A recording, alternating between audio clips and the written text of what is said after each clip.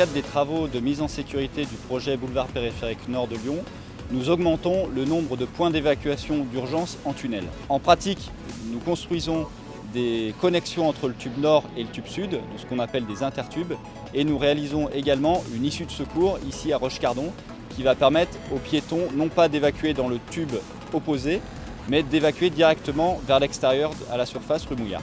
Plus concrètement, comment est-ce qu'on fait pour réaliser une issue de secours ici à Roche-Cardon ? On va tout d'abord réaliser des sondages géotechniques pour déterminer la nature du sol et la position de la nappe phréatique. On va ensuite procéder au dévoiement de réseaux, donc l'eau, l'électricité et le gaz, de façon à libérer l'emprise de toute conduite ou canalisation. On va ensuite réaliser un puits. Ici, dans cette issue de secours, le puits a une forme rectangulaire de dimension 8 mètres par 4 pour 9 mètres de profondeur. Alors, il y a plusieurs techniques pour réaliser un puits, qui est fonction bien sûr de la nature du sol.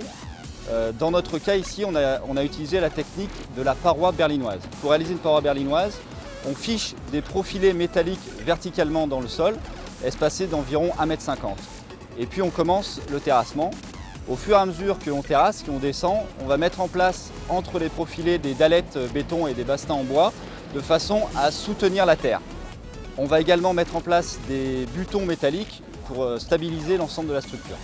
Une fois qu'on arrive au fond du puits, on va donc réaliser une étanchéité contre le soutènement et des murs en béton armé qui vont nous permettre de retirer les butons provisoires.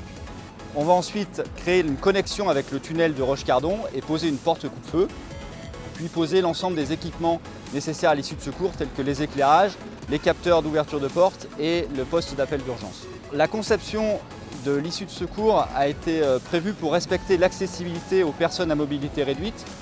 Donc en pratique, une personne en fauteuil roulant va pouvoir rentrer dans l'issue de secours en cas d'urgence et attendre dans un renfoncement le temps que les secours viennent l'évacuer par les escaliers.